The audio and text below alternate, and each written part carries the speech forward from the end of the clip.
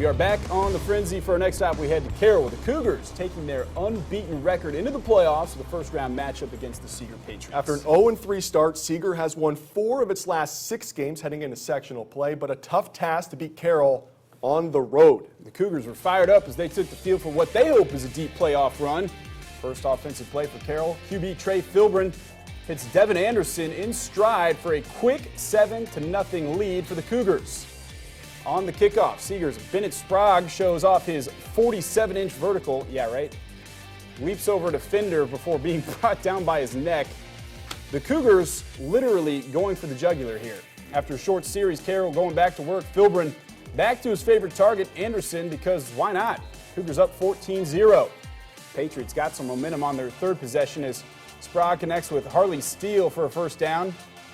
That's a biker's name right there, huh? Cougars' third possession. Andy's not even paying attention. I'm not even listening. Yeah. Third possession, it would go much like the first two. Filbrin scrambles, lofts it up to Isaac Doerfline for the touchdown, making it 21-0 in the first. Later, Carroll goes up for a field goal, but a bad snap sends the ball back, and Ethan Potts recovers the ball for Seger. Late in the first now, Patriots trying to get something going, and Sprague drops back looking for a receiver. But it's just not Seger's night. Not a great throw, picked off by Trenton Brummett, and that's how this one went all night long. Carroll routs Seger at home by a final of 56-0. The entire town of Michigan Town was all hand to watch the Clinton Central Bulldogs take on the Covington Trojans. Down 8-0, Clinton Central gets their drive started with this run by Eli Archibald for a first down. The Bulldogs kept it on the ground as Race Quick takes the handoff and races quickly into the end zone for the Clinton Central score. CC would go for 2 to tie it here as quarterback Keenan Orr keeps it and hops right in to tie the game at 8. The Trojans would threaten late in the fourth quarter as Ty Bever hits Keaton Fry to move the chains for Covington. And some trickery now as Covington fakes the punt on 4th and 4, and Bever throws it to Gabe Newland for the clutch first down. But Clinton Central would complete the comeback thriller, winning 16-8 in overtime. Next up, Attica Red Ramblers hosting the Clinton Prairie Gophers. First drive of the game, and the Ramblers with the reverse to Owen Smith. He runs it to the left side, gets a block from his QB Logan Harmison, and the Ramblers draw first blood. Now on the PA attempt, Harmison with the hold, but it's a fake. Harmison rolls out to his right, passing it to Austin Durham, makes the diving grab for 2 points.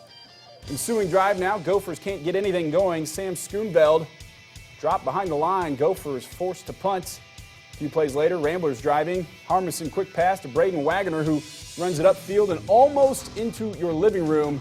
It's a brave photog right there. Ramblers forced to punt, though. Harmison kicks it high, but on the return, the Gophers' Sam Schoonveld muffs the punt.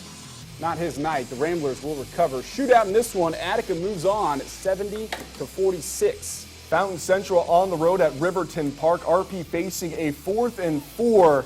They try a fake punt, but it doesn't work. Aaron Barnett brings down the ball carrier short of the first down for Fountain Central.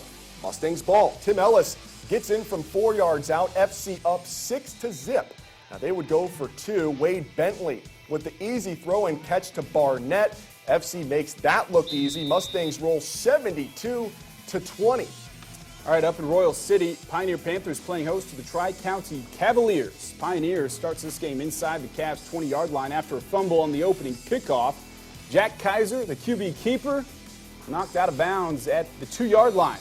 This time, Kaiser handing the ball off to Danny Grigorich, and he claws his way into the end zone. Gives the Panthers a lead, and they would not look back. Kaiser now rolling out to pass on their next possession. Finds senior Jacob Morris right on the sideline. Morris finds a way to bring this one in at the end of the quarter. New quarter now, much of the same type of play for Pioneer. Kaiser airs the pigskin to Keith Nyes. The Panthers go up 21-0.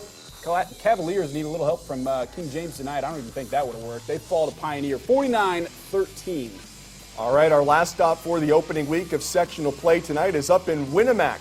Picking this one up in the second half, Jack DeGroot puts this one in the gut of his running back, Matt Shorter. He busts open for the big gang here for Winamac, putting them in great position to score, and score they do. Colton Scott getting the ball this time, and he sweeps his way past the defenders, extending the Warrior lead. Just one drive later, again, it's that guy named Shorter coming up with the huge play for Winamac.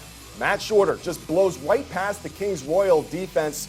This touchdown puts the Warriors up by a score of 25-8. Winamac goes on to win this one over Lewis Cass, 28-8. Didn't even look like number 10 for Lewis Cass is wearing shoulder pads there. Does it for the highlight portion of the show. Up next, West Lafayette head football coach Shane Fry will join us in the Coach's Corner. The Red Devils are moving on. We'll break down the team's victory over Tipton with Coach Fry when we come back. Stay with us.